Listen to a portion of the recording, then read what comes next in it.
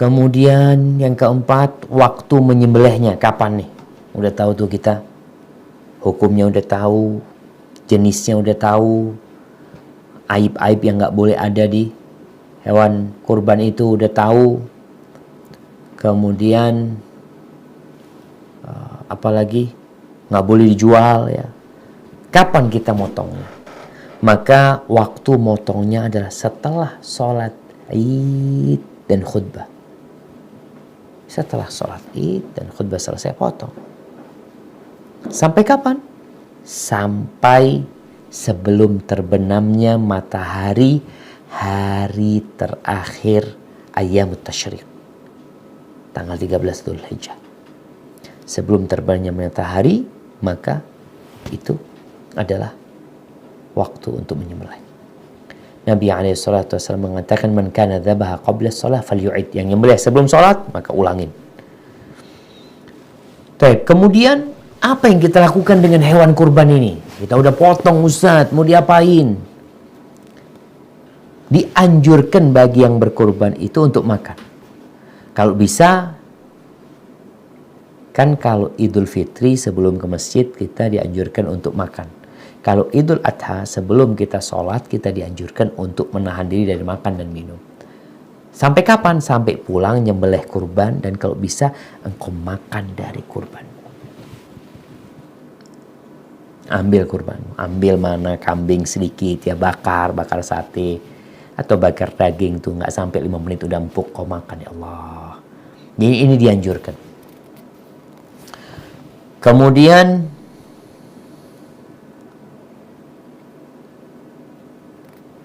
taib. Yang utama dia menyembelih dengan tangannya. Yang utama nih. Kalau dia nggak bisa, aduh Ustaz, ana ini nggak biasa nyembelih. Taib, engkau hadir. Dianjurkan untuk hadir. Sekarang bisa hadir. Dengan cara apa? Video call. Mau yang antum tempat jauh, ana mau lihat kurban ana disembelih. Untuk tips sama fulan, tolong di video, anda mau lihat, ya Allah, lihat kurbannya, kau bertakbir. Semoga itu hadir, seharusnya hadir dengan fisikmu. Tapi kalau nggak mampu, mungkin kau hadir dengan melihatnya, dengan dari jarak jauh, jemaah ya. Tapi ada orang-orang yang memang nggak tahan ngelihat darah, jemaah. Ngelihat darah pingsan dia. Akhirnya orang nggak menyelesaikan kurbannya, ngurusin dia yang sedang pingsan. Kemudian dianjurkan untuk membagikan hartanya. Daging itu dibagi 3/3. Engkau makan sepertiga. Ini bukan wajib jemaah, enggak. Ini anjuran yang disebutkan oleh para ulama. Sepertiga engkau hadiahkan, sepertiga engkau sedekahkan. Ini disebutkan oleh Ibnu Mas'ud atau pendapat Ibnu Mas'ud dan Ibnu Umar radhiyallahu anhum. Sebagaimana para ulama bersepakat nggak boleh menjual dagingnya atau minyak, atau ada daging, ada gajihnya jamaah. Kemudian kulitnya, sebagaimana dalam hadis yang sahih, man ba'a jilda udhiyatihi fala udhiyata lahu.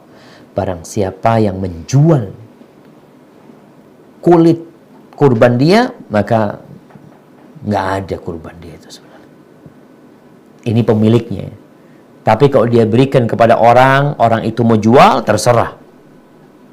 Kemudian dia tidak memberikan jagalnya itu dari daging atau dari kulit sebagai imbalan dia. Kalau kau mau kasih hadiah, silakan buat dia. Tapi imbalannya tetap sesuai dengan kesepakatan. Potong sapi umpamanya 300.000, 350.000, ya udah kasih 350.000. Engkau mau kasih daging sama dia, engkau mau kasih kulit, tafadhal. Tapi pemberianmu kepada jagal itu bukan sebagai upah buat dia. Enggak. Di sini hadis Ali bin Abi Thalib diriwayatkan Imam Bukhari dan Muslim. Dia mengatakan, amarani Rasulullah sallallahu alaihi wasallam an aquma ala badanatin wa an atasaddaqa biluhumiha wa juludiha wa ajillatiha wa an la u'til jazzara minha syai'an wa qala nahnu nu'tihi min indina. Nabi menyuruhku, kata Ali bin Abi Thalib sallallahu alaihi wasallam, agar aku yang ngurusin kurbannya beliau. Aku suruh sodakohkan dagingnya, kulitnya, ya semua yang ada di hewan itu. Dan aku dilarang untuk memberikan sesuatu kepada jagalnya. Kata Nabi SAW, kami yang akan kasih dia upah. Artinya kalau memberi dia sebagai upah, itu yang tidak diperbolehkan. Jadi kalau kita mau ngasih hadiah, tafadhal. Kemudian diperbolehkan kita berbagi kepada orang kafir kurban ini karena kefakiran dia atau dia tetangga kita atau kerabat kita, dalam rangka untuk melembutkan hatinya. Kemudian jamaah rahimakumullah, bagi orang yang ingin berkurban, kalau sudah masuk awal Dzulhijjah, Nabi SAW mengatakan, "Idza ra'aitum hilal Dzulhijjah." Kalau kalian melihat hilal Dzulhijjah. Nanti kalau kita ngelihat tuh bulan Dzulhijjah. Bulan ini kan kalau kita ngelihat hilal, hari ini kita melihat hilal. Tapi hilal Dzulqa'dah. Hilal Dzulqa'dah itu ya udah di arah timur. Karena sudah mau masuk ke Dzulhijjah. Nanti hilal Dzulhijjah itu munculnya di arah barat. Ketika matahari tenggelam, muncul tuh hilal. Ketika kita melihat hilal Dzulhijjah, ingat doa ketika melihat hilal. Allahumma ahillahu alaina bil amni wal iman was salamati wal islam rabbi wa rabbukallah. Baca doa itu. Kadang-kala kita nggak hafal, maka antum buka catatannya. Setelah itu ingat kata Nabi SAW, "Idza ra'aitum hilala Dzulhijjah wa arada ahadukum an yudhhiya." Apabila kalian melihat hilal bulan Dzulhijjah dan salah satu di antara kalian hendak berkurban, falyumsik an sya'rihi wa adfarihi hatta yudhhiya. Maka hendaklah dia menahan diri dari mengambil, memotong rambutnya atau memotong kukunya sampai dia berkurban. Sampai dia potong tuh. Setelah potong silahkan dia mau gundul, dia mau apa, tafadhal. Wa fi riwayatin fala yamassa min sya'rihi wa basharatihi syai'an. Di riwayat lain dikatakan jangan dia sentuh rambutnya wala kulitnya sedikit pun.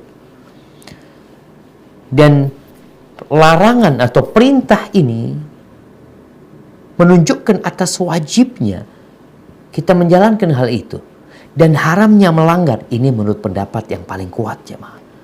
Karena Nabi benar-benar melarang. Nabi menyuruh untuk menahan diri.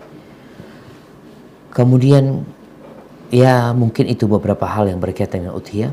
Intinya jemaah, ketika hewan kurban itu, tadi sunnahnya dibagi 3 ya. Tapi kalau antum mau makan, umpamanya antum mau sedekah, harus ada yang disedekahkan lah.